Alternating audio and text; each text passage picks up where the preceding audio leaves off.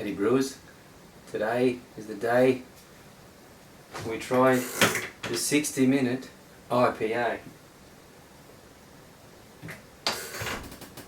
So all I've done is put the keg in the naturally carbonated the keg as you saw, did the keg hopping, took the hops out, and just hooked it up to the gas and the beer line. So the tap's probably a bit warm, so it might be a bit foamy.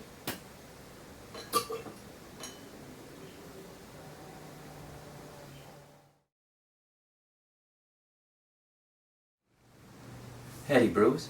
Well, it's time to dry hop our 60-minute IPA. Now, it's going to be a little complex, so I will try and explain it and I'll work through it as slowly as I can. What I'm going to use is this little sort of strainer, because it has a hook that'll go onto the lid of the keg, and I'm going to put the dry hops in this while it's keg conditioning. And while this is going to cause controversy and comments and whatnot, I have a sensitivity to the grassy flavours you get from leaving it on the dry hops too long. So after 3 days of the keg conditioning, I am going to take the dry hops out, and then I'll purge again with CO2 to make sure there's minimal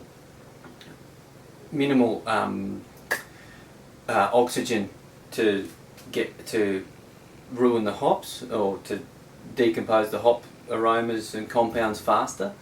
But that's also why I'm keg conditioning, is because the yeast will continue to work and generate CO2 in the keg, and that should get rid of the oxygen as well, so it should slow down or stop any sort of oxygen activity that's going to occur in there. So without further ado, I'll fill this keg and then we'll work through the process.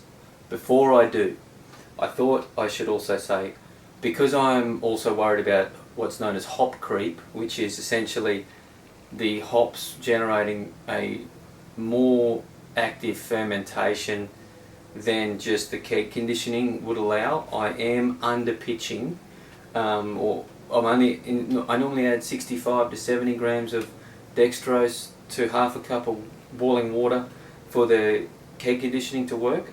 I'm cutting that back down to 50 grams because the hops will generate some extra fermentation. And if hopefully I'm not over carbonated, but if I'm under carbonated, I can always force carb. So that's the saving grace there. And yeah, so that's about it. If you want to know more about hop creep, then the Stan Hieronymus blog talks about it. I don't know if there's a set equation for how much hops will increase fermentation or CO2 levels in the beer. I haven't found one, that's why I'm doing a bit of guesstimation for this. So yeah, now I'm going to fill the keg.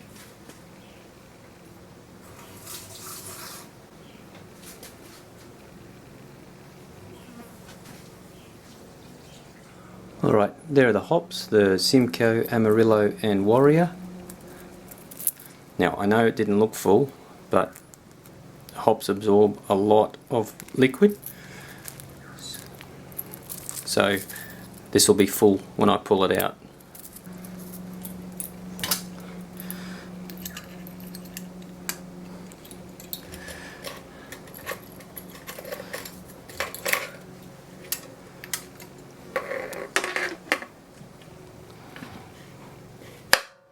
And I will purge with CO2.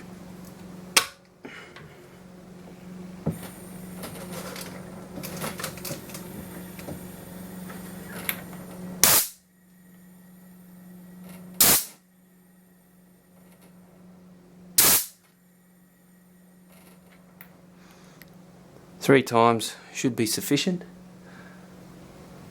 And I top it up to 30 psi, and that gets a positive seal underneath the lid, so there shouldn't be any leaks. Alright, Now in 3 days, so today's Friday, Monday, I will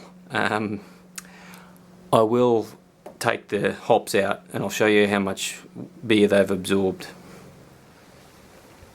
Well brewers, it's 3 days later and we're going to take the hops out. Now we're going to be as quick as we can, so you want to have a bucket ready to put the hops in so you're not dripping beer on the floor. And you want to make sure that your gas line and your gas post are already sanitized for when you're going to purge the oxygen straight away. So we'll just burp the keg, because you won't be able to open it while the positive pressure's inside.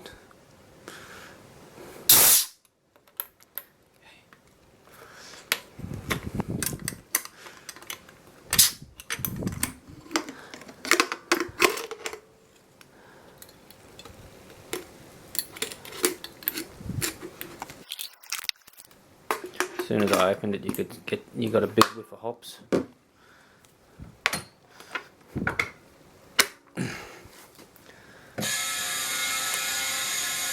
Oops.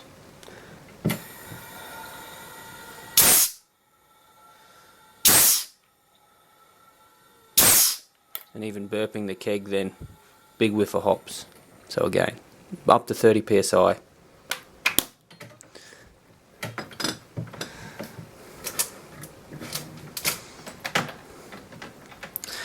And that's how it's done in terms of, well, that's how I'm doing it for the first time of keg hopping.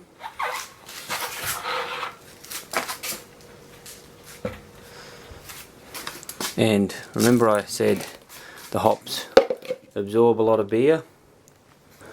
I don't know if you remember, but just go back a few seconds and I had a very small amount of hops in the bottom and that thing would have overflowed.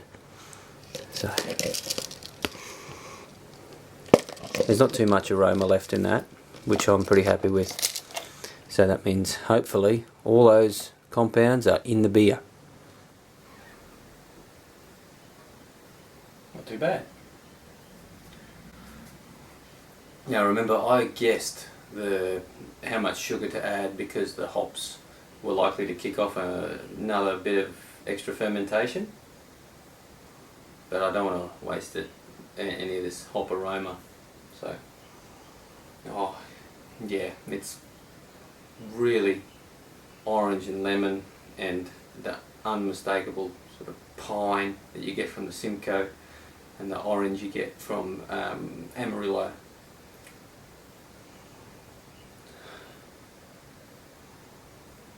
You get a tiny bit of the dank or those sort of pungent flavours you can get from Warrior, but it is really sort of the citrus, almost, and there's a little bit of bubblegum there as well, which I think is Simcoe. Just smells fantastic. The head is nice and tight white bubbles, so it might have a bit of lacing.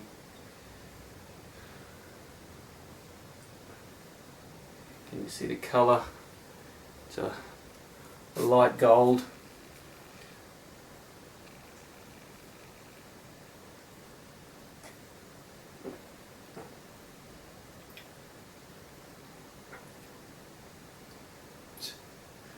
Yeah, it's a really nice beer.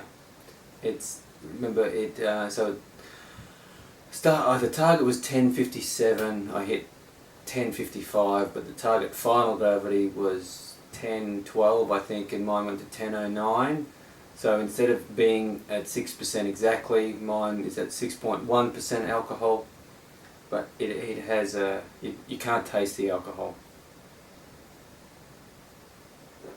There's no repeat heat or warmth that comes up back through your throat when you swallow it. It's a really classic IPA bitterness, and the flavours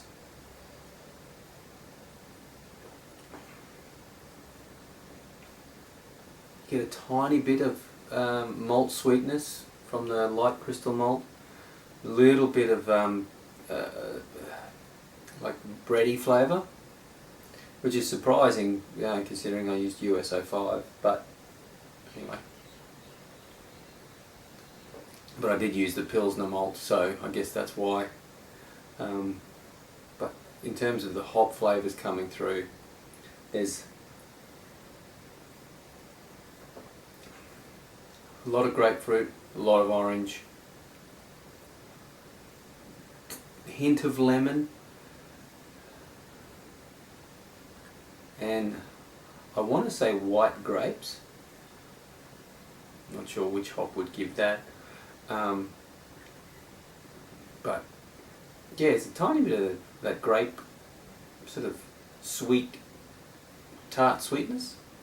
Anyway, it's fantastic. Being 6%, I'll have to pace myself with it, or 6.1%.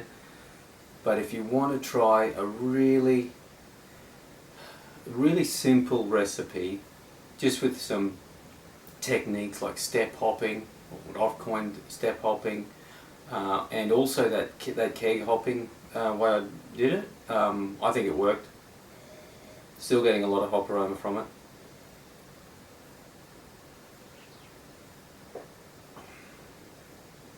I know, and remember that because I purged all the oxygen as best I could, but I also had the secondary fermentation go on when I was doing the keg conditioning, that would have pushed a lot of the oxygen away as well. The yeast would have consumed it during that phase, so that helps reduce the effects of oxidation on the hops.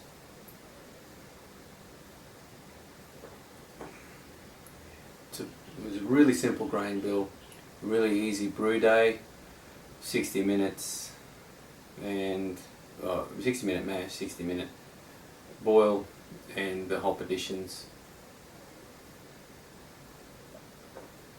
I'll put the link at the end of the video for the recipe and the brew day and the recipe, and give this one a crack. You will really like it. Alright, that's me out. Happy brewing.